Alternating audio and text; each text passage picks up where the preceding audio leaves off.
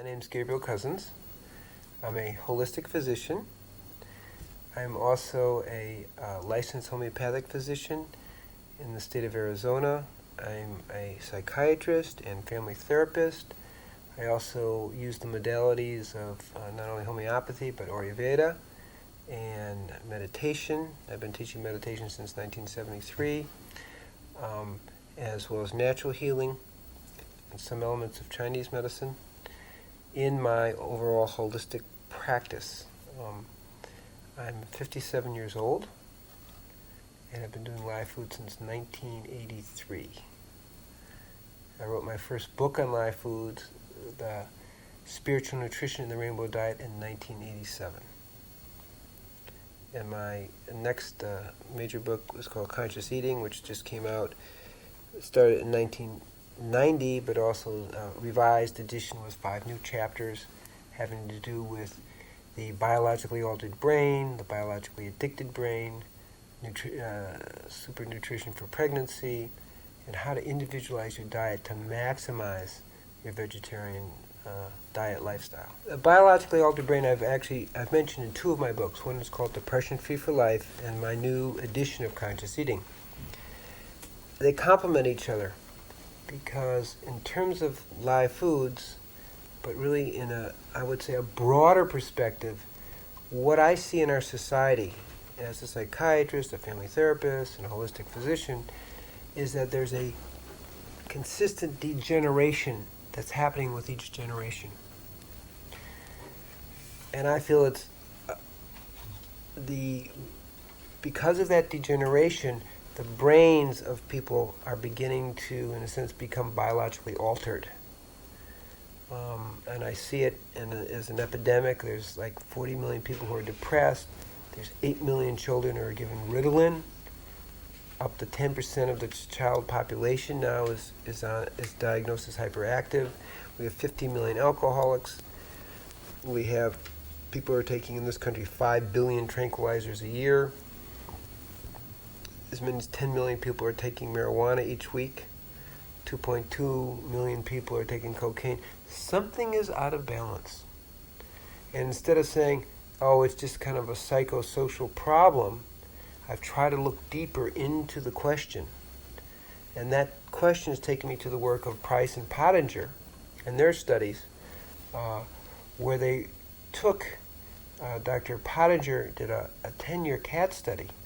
He had 900 cats, and this is from 1932 approximately to 1942. Divided them in 2 groups. In one group, he gave totally live foods to, and the other group he either gave cooked milk or cooked meat to.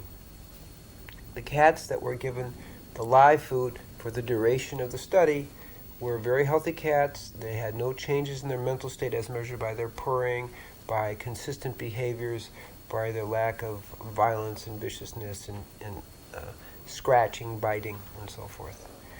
They gave birth to homogeneous litters. They didn't have trouble with allergies. They didn't have problems with lice and mites and different things like that.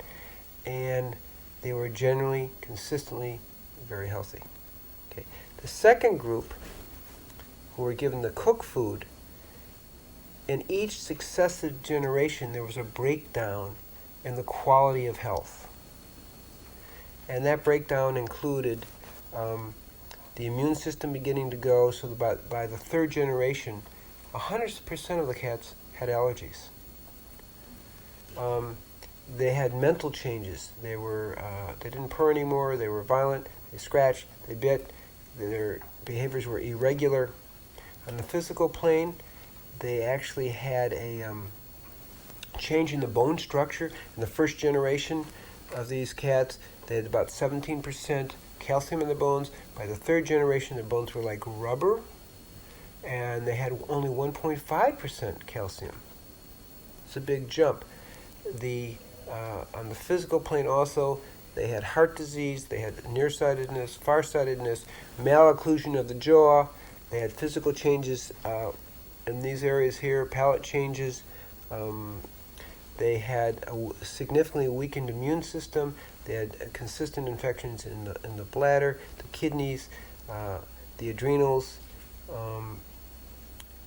they were not able to reproduce after the third generation, and many of the cats' immune system was so weak that they died 6 months after they were born in the third generation. Now, this lack of fertility is something that began to increase with each generation, and also the amount of spontaneous abortions. There were 25% spontaneous abortions in the cats in the first generation who were on the cooked food, and up to 70% by the second generation. So we have a significant degeneration in the system. Now, what's really important here is some of this really mirrors what we're seeing today. We have people with chronic fatigue, which is the immune system. We have environmental allergies. We have a significant amount of hypothyroidism happening in the population, just like the cats. Okay, we have infertility going on. In 1980, of the 30 million couples with a woman of childbearing age less than 30 years old, 44% of them were infertile. It was a very big statement. In 1965 through 76, they did studies and they found that the amount of infertile couples under a certain age jumped from 480,000 to 920,000 in an 11-year period. So what we're seeing is this breakdown in the generations. The principle that's very powerful here is, with each succeeding generation on a uniformly poor diet, you have a successive degeneration with each generation. And now we are seeing the culmination of that since the 30s, when we started to move to the industrialized food, the white flour and the white sugar and the canned food and the processed food and the pesticided and herbicided food. We're seeing that, and it's being mirrored in the 8 million kids on Ritalin, 750,000 kids on Prozac and Prozac-like drugs, up to 12 to 15 million people on Prozac or Prozac-like drugs, on Prozac, where we have over 60 million prescriptions for Prozac a year now, as of 1998. Major epidemic. 40 million people depressed. This is not some kind of accident, and I'm linking it to this degeneration with each generation of poor diet. Whereas the cats and the live food did not degenerate. They maintained their health through 5 generations. The good news is some of this was reversible. In the pathogen cat study, by the second generation, there was an improvement in the immune system. By the third generation, many of the allergies had gone away. The bone structure began to reassert itself into its normal matrix, and a lot of the organ and glandular problems seemed to fade out. So by the 4th generation of cats put on a live food diet after they've been on a cooked food diet, you have the emergence of a healthy cat again. It does take time, it can happen. They also found that when cats were put on a cooked food diet for 12 to 18 months, they were never able to have a fully healthy litter. So we see that in a relatively short time, this kind of problem pops up, of this degeneration. Now, that's one set of studies that raises the alarm bell. Another set of study was done by Dr. Price, who knew and worked with actually Dr. Pottinger. And Dr. Price studied 14 different cultures, indigenous cultures. And he studied them all around the world. Aborigines, Maori tribesmen in New Zealand, Native Americans in Canada and U.S., people in Peru. And what they studied was the time when these cultures began to take on the Western diet. The industrialized, I'll use the word industrialized, fast food, junk food, processed food diet. And he found, like the cat studies, that almost immediately a degeneration began to set in. Bone changes, structural changes in the palate and the upper jaw and lower jaw, changes in the chest, changes in the hips. The nutrition was 1/2 to 1/6 of their original indigenous diet. there was definitely a drop in immune system, and to the extent that a greater incidence of dental caries, as well as TB. And they found that with each generation, again, there was an increase in spontaneous abortions and congenital defects, and the mothers had the most pregnancies tended to have more Down syndrome at the 5th and 6th pregnancy down the line. What is that saying to us? That the germ plasma of the parents had become weakened by the poor diet, and with progressive pregnancies, the germ plasma and nutritional quality of the mother became weakened. They did not see this in the people who were on the indigenous diet. Now, where do I get the word biologically altered brain, which is my word, a term I use both in my book, Conscious Eating, and also Depression Free for Life. When I got the word, this term came to me because I saw that they were linking, particularly Dr. Price, was linking mental changes in the people. Now, we said mental changes in the cats also happen, but it's more significant in the human studies. They found that when there was congenital defects like cleft palate, and there was a variety of studies on that because that was easy to study, they found up to 80% of the people with the cleft palate tended to be, had 80% of the people who were psychotic had cleft palate, 80% of what they would term in those days mental defective, and I don't know exactly what that term means, but I think it obviously means some level of much lower IQ, increased amount of epileptic seizure disorders. All those were much, much higher in the groups that had the congenital defects.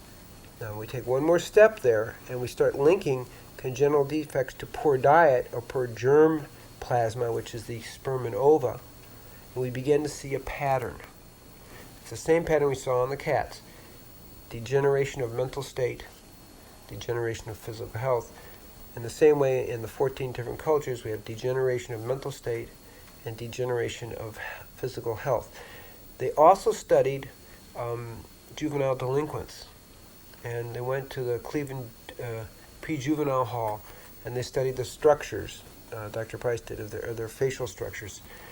And he concluded that 98.5% of the children in the juvenile hall had these physical structural changes, and they also had lower, on the average, had lower IQs. So they're honing in on something, that the brain somehow mirrors what we call the congenital defects that are showing up in society as a result of the poor diet.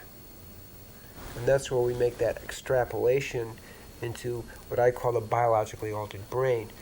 Now, what does that mean? It means it's a brain in which the pleasure centers are not working as well as a normal brain.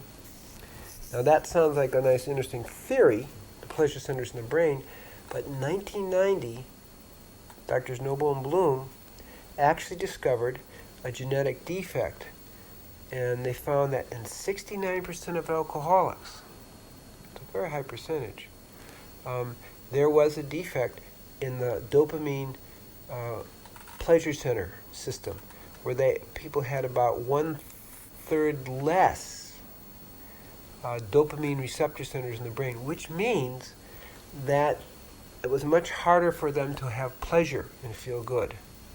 That's how that translates on a basic level. There's a sort of angst or discomfort when people drink alcohol, do drugs, are addicted to sex and food addictions. That's their way of handling that lack of pleasure center. They hyperstimulate. And there we then make the connection between the biologically altered brain and depression, because a lot of people get depressed when their brain is, not that they know my brain is biologically altered, but what they know is they don't feel good. Okay? That's where we're talking about epidemics, 40 million people. Not just I had a bad day at work. Okay? We talk about the high degree of drug addiction and the 5 billion tranquilizers a year that are taken in the United States. And we talk about the epidemic of hyperactivity. And so part of my work is to say there is an alternative to what I call better living through chemistry, which has never really worked. And what I mean by that is, hey, if somebody's got a little bit of hyperactivity, just toss some Ritalin at them. Somebody who's a little depressed, don't deal with your depression. Don't try to change your lifestyle so your physiology improves. Just toss a little Prozac at them. And what they aren't understanding is that not only does not work, but things like Prozac and Ritalin and amphetamines, which preceded that, and cocaine, which preceded that, which were all things that have been used to make people feel better, actually cause brain damage. And now that's being documented. What we see that when the Prozac and Prozac-like drugs, what's happening is that the brain down-regulates because it's got too much serotonin, so that the neurotransmitter receptors actually start to disappear. And the amount of serotonin that's being produced is less because it's being overstimulated by these drugs because it's not a natural approach. And my work is hopefully helping people withdraw, giving them the natural support with the appropriate neurotransmitter amino acid precursors, the proper vitamins and minerals, the making sure they get enough fatty acids in their diet for brain function, making sure they have a diet that balances their pH, because each depression is kind of individual. And then ultimately what I call the lover's electron diet and way of life, where you eat and live in a way that enhances the endorphins and the neurotransmitters. So to me it's a much bigger statement, and this is one reason I feel that live foods is very, very important for our society, and we're just waking up to it. But still, people want to choose better living through chemistry, even though it means they're willing to dull their minds and slow their physical, emotional, mental, and spiritual growth, because they're not dealing with their life and not raising it to a higher level of health and vitality. The Lover's Electron Diet and Way of Life says, hey, you eat live foods, and you are going to enhance your pleasure centers.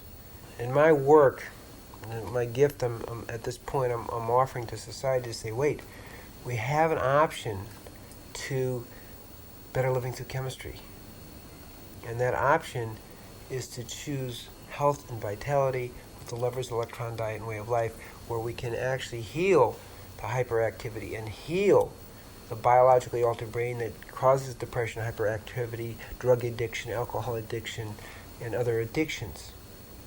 That to me is really exciting. And live food is very much a corner of that. And to me, the choice to what I call the unfelt life, because these other things are to make us go to unfeeling. Socrates once said the unexamined life is not worth living. I say the unfelt life is like eating cardboard soup. We're given the nectar of the divine. So really important choices in our society, who we are, what has meaning and value in our life. Do we go for the quick fix, which incidentally doesn't give us really the quick fix? It gives us the illusion of the quick fix. Do we go for illusionary personalities?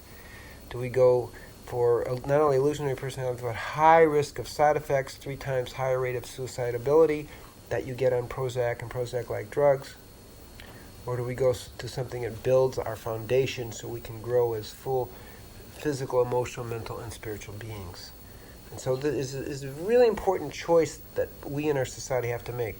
We want to keep breaking it down and having more and more epidemics of depression and drugs and hyperactivity, or do we really want to try to correct it? And so my focus is we need to correct it at the very base level.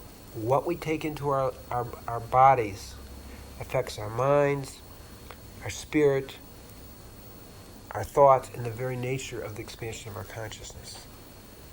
And this is the theme in conscious eating, and made more specific in my book, Depression Free for Life.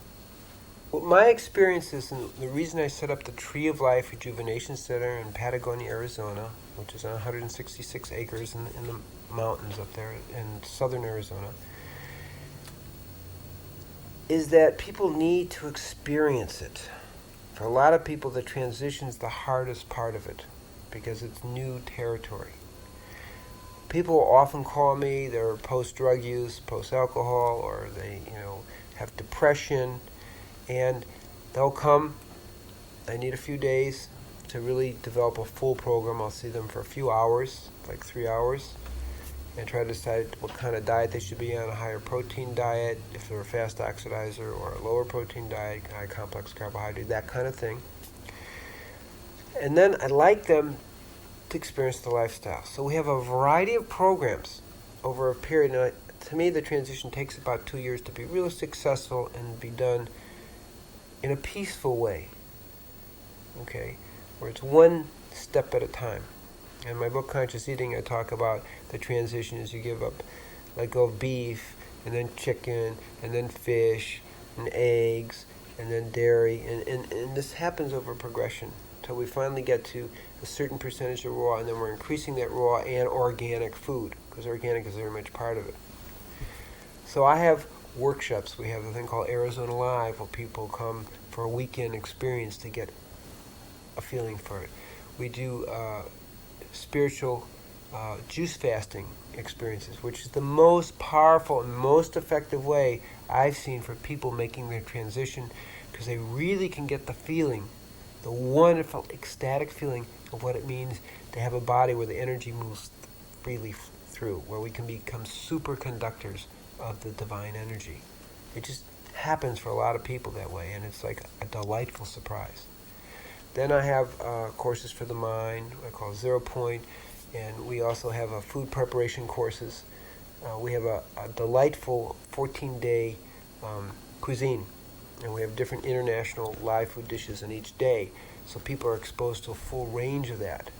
And so we're now actually offering a certification in that program for people. So people then get to say, wow, this is fun. And then we also teach Tri Yoga, and we teach, which is a dynamic flowing yoga, which incorporates breath and meditation. We have people walking in nature, so they begin to reconnect. Part of the Lover's Electron Diet and Way of Life is really connecting to the rhythm of who we are. So we begin to see ourselves as sacred, and everyone else around us is sacred, and also the planet. So we begin to work on it, help people shift more and more to a healthy lifestyle. And my experience that the people who are most successful go through a process of about 2 years, one gentle step at a time, so they succeed with each step, and then they take the next step. Now if somebody has, and I don't specialize in cancer, but somebody's working on cancer, they're seeing an oncologist, and they want to get the diet part, they may need to make that transition quite quickly, or they'll make another kind of transition. But I'm talking about the regular person that's got different kinds of things like chronic fatigue or depression. It's a process that needs to happen gently.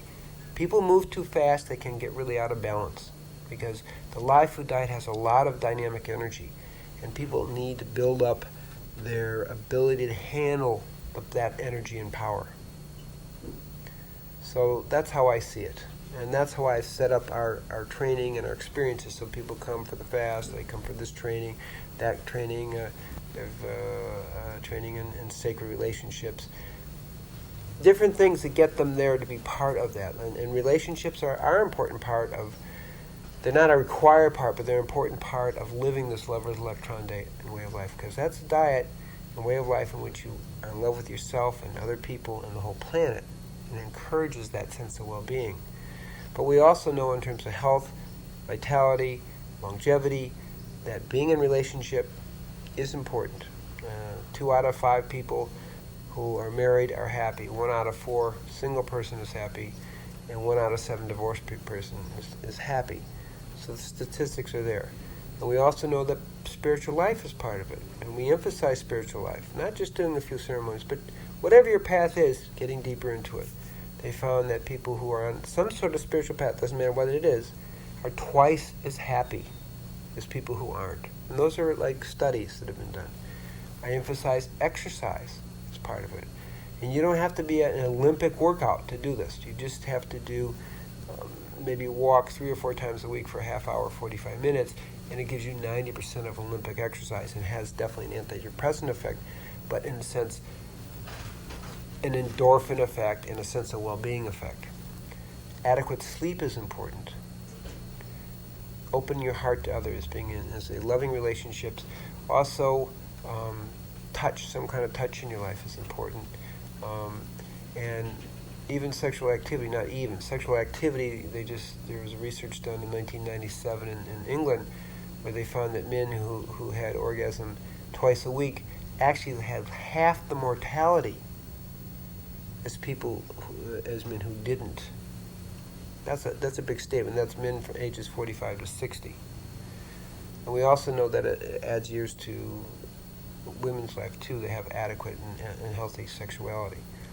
So these are all pieces that we have to look at, in terms of the overall picture of what I call the lover's electron diet and way of life. My book, Spiritual Nutrition, the Rainbow Diet, specifically talks about color as a key to what foods are best for you. But there's another piece to it, and that's to understand that nutrition isn't just food, but it has to do with condensation of the cosmic energy, whether it's from direct energy coming into us, tachyon energy coming into us, sunlight, breath. And the most condensed form of this light energy is food.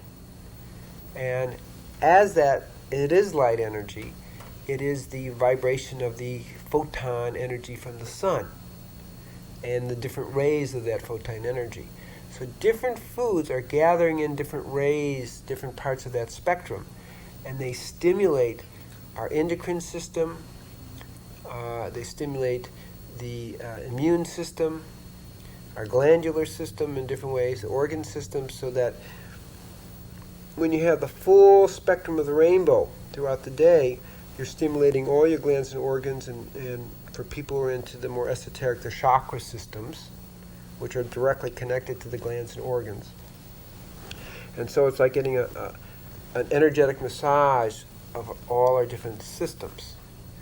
And so I find that when we understand that food is constant condensed sunlight, and we're doing the different rays with the different foods, then I think we have a much deeper and more joyful appreciation of the food that we're eating. My first interest in live foods wasn't for health reasons. But in 1975, I had experienced a very deep meditation where I merged into the golden light, and then out of the light came a voice, and it said, you should learn to eat in a way that nourishes the Kundalini energy. And the Kundalini energy is the evolving spiritual energy within all of us. And at that time, I was working with literally thousands of people who were involved in meditation. I had a very unique opportunity, both in the United States and in India, to observe the effect of diet on spiritual life. And I began to explore it. And it took me to, after I evolved a whole new theory of nutrition, which I explained in Spiritual Nutrition, the Rainbow Diet, that the purpose of food is to energize our subtle organizing energy fields, which are the matrix of what our physical body comes from. I began to get very clear as I moved from the biophysics to the metaphysics of food that the far superior diet for enhancing spiritual life was indeed a live food diet. Second, not to eat too much. Those are the two principles that got very clear to me. And that's really where I evolved my awareness of the rainbow diet aspect of the food and the colors. As it evolved, I began to see that what we were accumulators of the solar photon energy as it came through the sun, as it came through direct energy, as it came through our food.